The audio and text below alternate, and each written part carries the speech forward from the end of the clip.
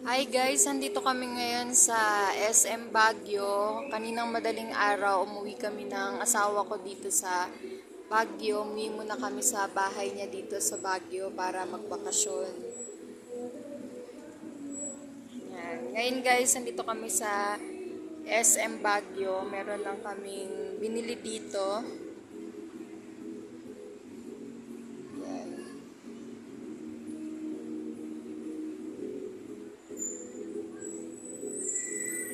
Ang ganda talaga ng klima dito sa Baguio guys, kaya gustong-gusto naming umuwi dito sa Baguio kasi napakaganda ng klima dito. Kahit summer, hindi mo mararamdaman yung init ng summer kapag nandito ka sa Baguio. Ito kami ngayon sa loob ng SM Baguio guys. Sobrang daming tao ngayon.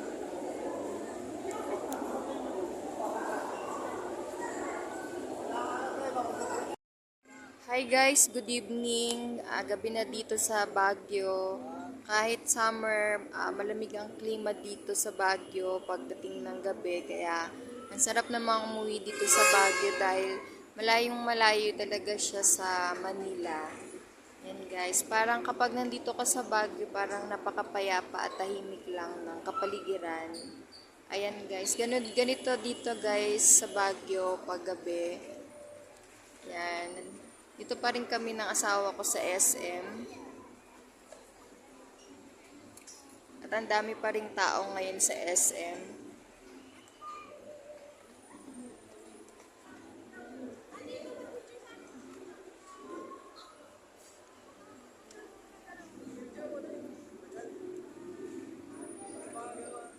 Yan guys. Ang lamig ng panahon dito guys. Kahit summer ngayon. Ganitong oras, malamig yung klima. Parang magpapasko yung klima. Kahit summer.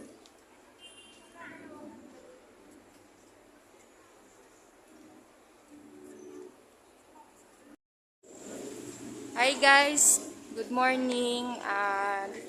Dito kami ngayon sa Session Road. Yan guys. Meron daw bago ngayon tourist attraction dito sa Baguio.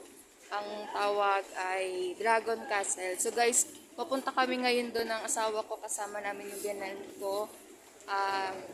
Magko-commute lang kami papunta doon. So dito kami ngayon guys sa Session Road. Pupunta kami sa terminal ng mga jeep. Magtatanong-tanong kami paano pumunta doon. So maganda daw kasi yung bagong tourist attraction ng Baguio ngayon guys, yung tinatawag na Dragon Castle.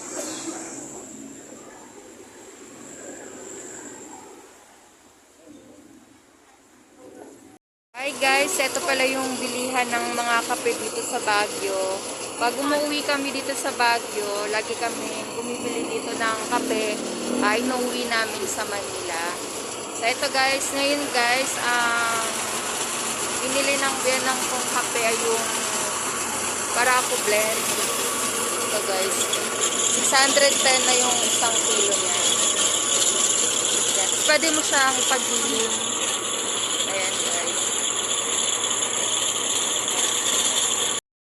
Hi guys, nandito na kami ngayon sa terminal ng mga jeep.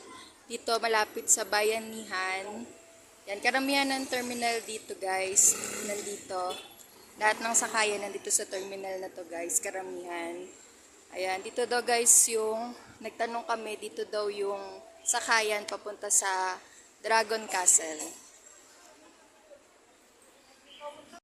Meron din palang Muchupan dito malapit sa terminal ng mga jeep. Yan. Yung main branch ito guys, doon kami madalas bumibili, doon sa may Session Road. So meron na rin pala silang branch dito malapit. Hi guys, sakasakay na kami ng jeep papunta sa Dragon Castle. Yan guys, dito yan sa terminal sa sakayan, sabihin nyo yung jeep na MPC. Tapos sasabihin nyo lang guys dun sa nag-a-assist ng pasahero na sa Dragon Castle kayo. Kasi guys, pag sa Dragon Castle, meron silang tinatawag na special tsaka regular. Pag regular guys, maglalakad pa kayo papunta sa Dragon Castle. Pero pag special, may dagdag bayad nga lang siya. Pero idediretso ng jeep dun sa mismong Dragon Castle para hindi na kayo maglalakad. So, sa special guys, kami binayaran namin guys, special 18 pesos ang isa. Yan. So guys, pinupuno na lang yung jeep. Ayan, pinupuno na lang tapos aalis na. Hi guys, nandito na kami ngayon sa Dragon Treasure Castle. So dito guys yung registration nila. Yan, dito guys yung pinaka entrance and registration nila guys. Yan, bagong tourist destination lang to guys dito sa Baguio.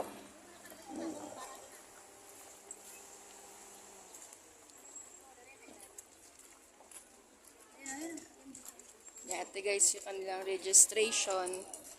This way. So, ito yung ticket fees nila guys. Adult 165 yung entrance. Pag senior PWD student may discount siya kaya 132. Tapos yung mga baby 1-year-old below libre. And guys, dito kayo magbabayad ng ticket.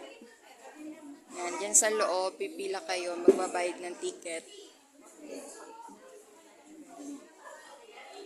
Nyo guys magbayad ng ticket, sasakay na tayo sa shuttle kasi kailangan sumakay ng shuttle papunta doon. So yung pagsakay sa shuttle guys, libre naman siya, balikan na. Hi guys, ayan nakabayad na kami ng ticket. Ito, 3 guys. Yan. So kailangan doon muna sumakay ng shuttle. Papunta doon. So, libre naman guys si shuttle, balikan. Kasama na siya dun sa bayad. Yung mga, Yan. ano ko mga daing mo sabi.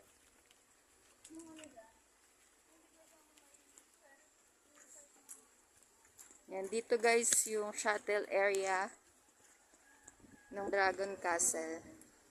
So guys, bago lang itong tourist destination na to ng Baguio. Feb 10 lang daw to nagbukas. Kaya kung pupunta kayo dito sa Baguio guys, try nyo pumunta dito. Yeah. Hi guys, after nyo magbayad at bago sumakay sa shuttle, kailangan nyo muna palagyan ng stamp yung ticket nyo para mabigyan kayo ng number para sa shuttle. So ito yung stamp area nila guys. Yan. So palalagyan lang namin ng stamp yung ticket namin. After nyo magpa-stamp, lalagyan kayo ng ganitong stamp para makapasok kayo sa Dragon Castle. Bibigyan naman kayo ng number para sa shuttle. At yung number namin sa shuttle guys is 333. So hintayin lang namin na tawagin kami para makasakay kami sa shuttle. So guys, habang naghihintay kayo ng tawagin yung number niya sa shuttle, meron sila guys dito waiting area.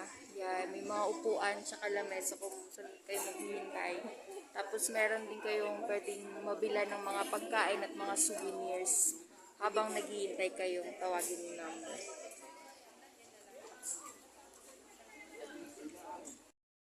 Yan guys, sasakay na kami dito sa shuttle. Ayan, tinawag na yung number namin, 333. Ayan, sasakay na kami dito ngayon. Guys, nandito na kami sa Dragon Castle. So, saglit lang naman yung biyahe guys. Siguro mga 2 to 3 minutes lang yung biyahe. Tapos, dito na kami binaba. Tapos, dito daw kami aakyat papasok sa Dragon Castle.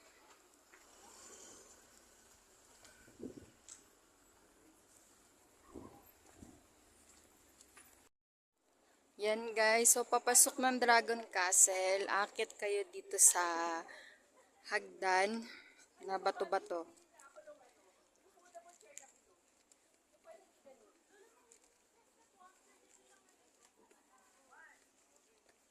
Yan lang tayo sa labas.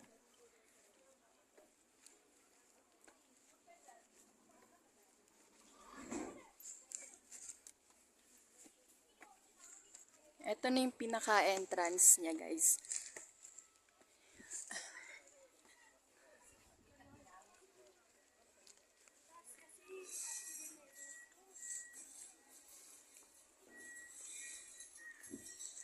Dragon Treasure.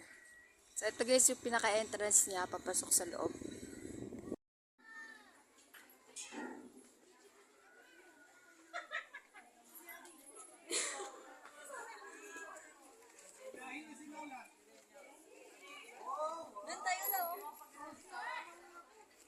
So, ito guys yung loob ng Dragon Castle.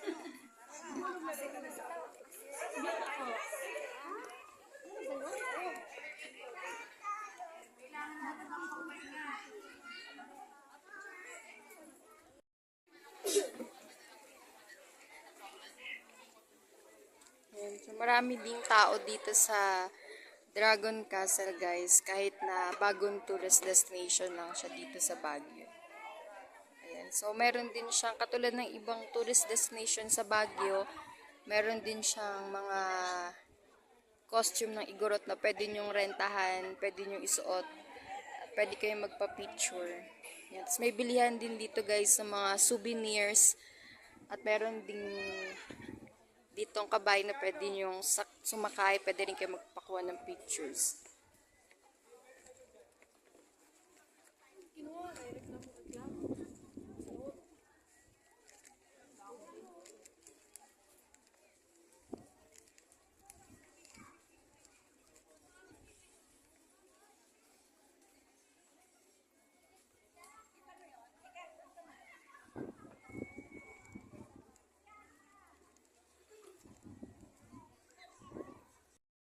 So, ayan guys, ito nga yung loob ng Dragon Castle dito sa Baguio.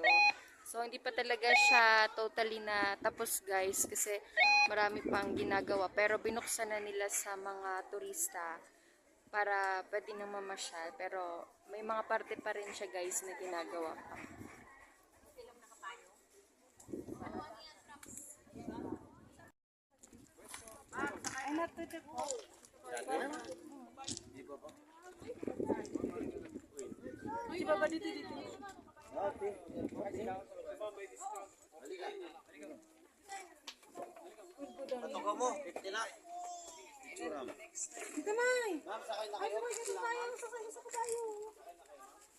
Guys, yung mga bato daw dito, mga original na bato daw to dito sa lugar na to.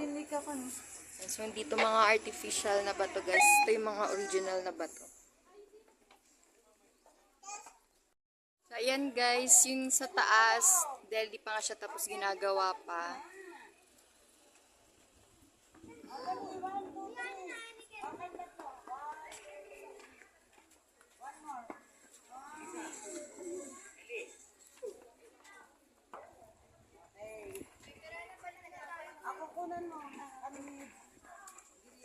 Palang arena to eh. Halika, halika. Ang kulit mo. Dali.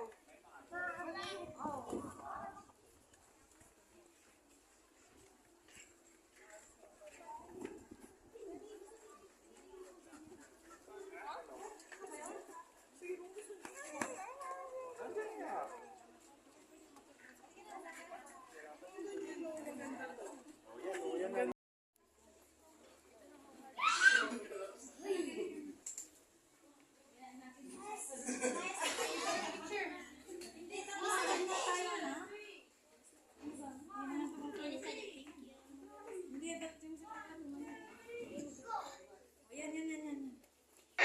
Nangyari, naglit lang nga. Nakakuha niyan timer.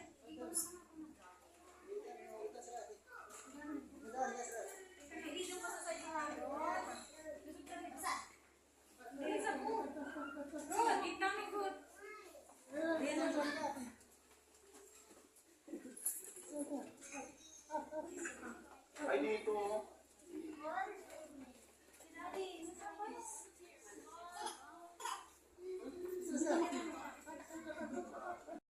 Yan guys, tapos na kaming mag-ikot sa Dragon Castle. Ngayon babalik na kami.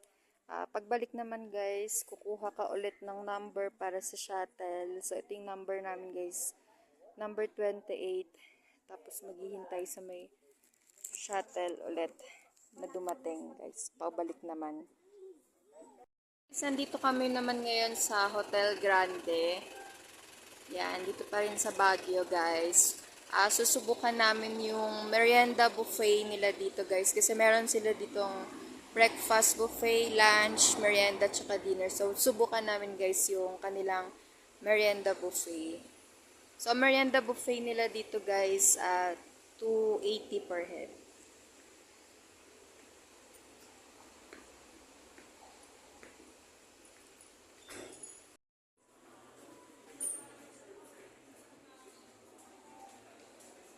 Guys, sa second floor doon, tong hotel yung kanilang buffet area.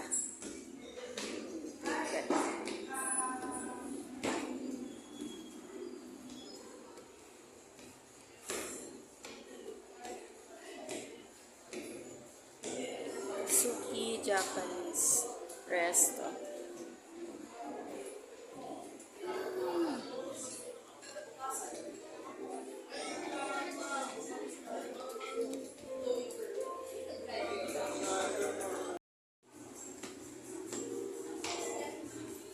Yan guys, dito yung kanilang merienda buffet.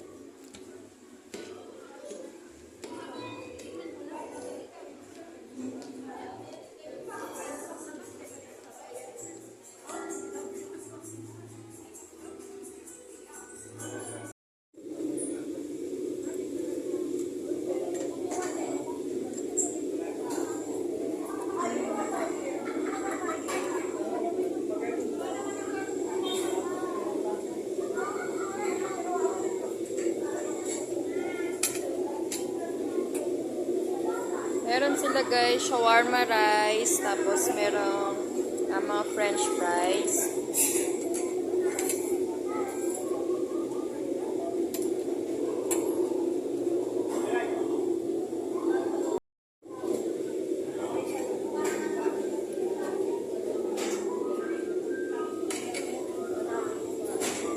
Kaya nga parang hindi na kayo.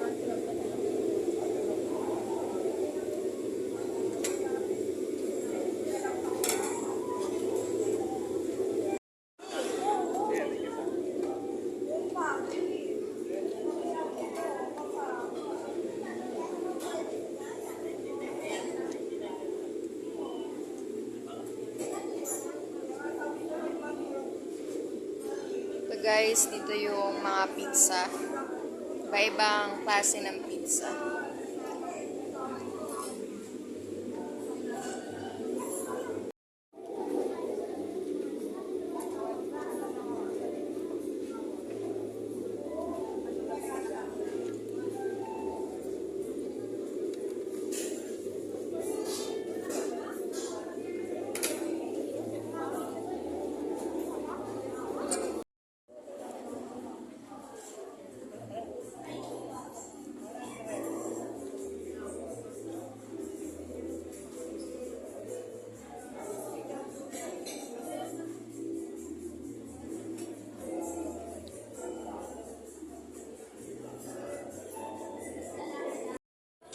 Hi guys, ayan, kakatapos lang namin kumain ng merienda buffet dito sa Hotel Grande, dito sa Baguio. So guys, sa halagang 280, sulit na sulit po yung 280 nyo dito sa merienda buffet kasi marami naman po silang klase ng merienda, iba-ibang klase. So meron din naman sila guys, shawarma rice.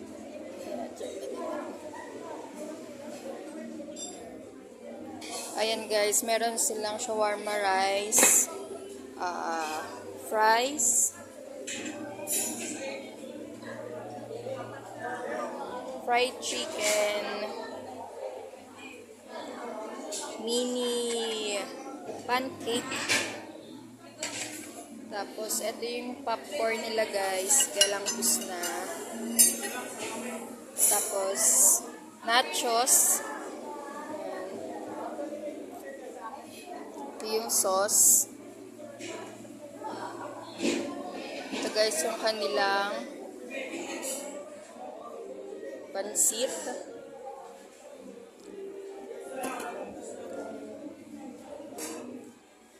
Kanilang spaghetti.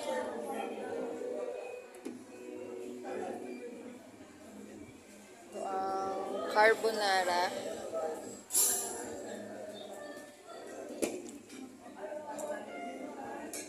Yung pasta ng spaghetti and carbonara. Tapos meron sila guys, chicken mami at cream of corn. Tapos nandito guys yung kanilang coffee. Brewed yung coffee nila guys. Dito na siya titimplahin. Yan. Ito naman guys yung juice nila. Watermelon juice. At ito yung mga salad nila. Iba-ibang klaseng salad. Merong vegetable. May macaroni. May pandan. May potato salad. Tapos dito naman guys yung kanilang pizza area. So yan, iba-ibang klase din guys. May ham and cheese, pepperoni, at mushroom. Ayan guys, so halos natikman naman namin lahat ng pagkain. Lahat naman ng pagkain nila dito guys ay masasarap at marami pang iba-ibang klase. Kaya sulit na sulit yung 280 per head na ibabayad nyo. Tsaka dito guys, meron ding free wifi.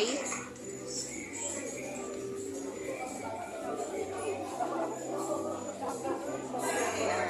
Meron din sila dito guys, free wifi. At ito guys, may swimming pool din sila dito guys. Napakalinis ng kanilang swimming pool. Ayan. Yung swimming pool nila guys, para sa mga hotel guests, 8 to 6 ang schedule ng swimming nila guys dito. So yan guys, sobrang linis ng tubig ng swimming pool. Tsaka ang ganda ng view dito guys, mula dito sa Hotel Grande. Ang ganda ng view dito sa labas. Makikita mo guys yung maraming pine trees at napakalamig din ng simoy ng hangin dito. So kahit mainit, may sikat siya ng araw, hindi mo mararamdaman na mainit kasi yung hangin guys, sobrang lamig ng hangin.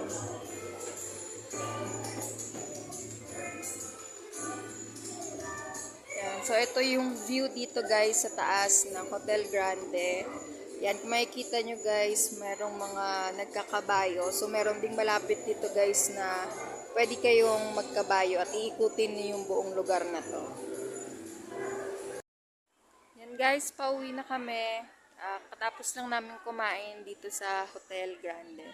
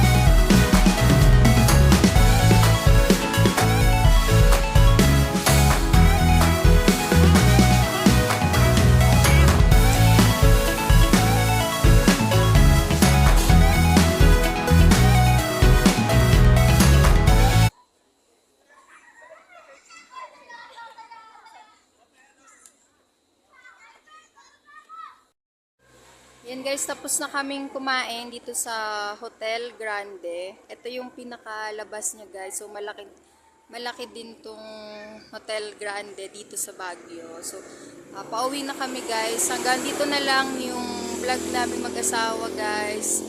Please don't forget to like, share, and subscribe to our YouTube channel and follow us on Facebook Team Vlogmas. Guys, supportahan niyo po yung mga videos and vlogs naming mag-asawa. Hanggang sa ulitin po, God bless.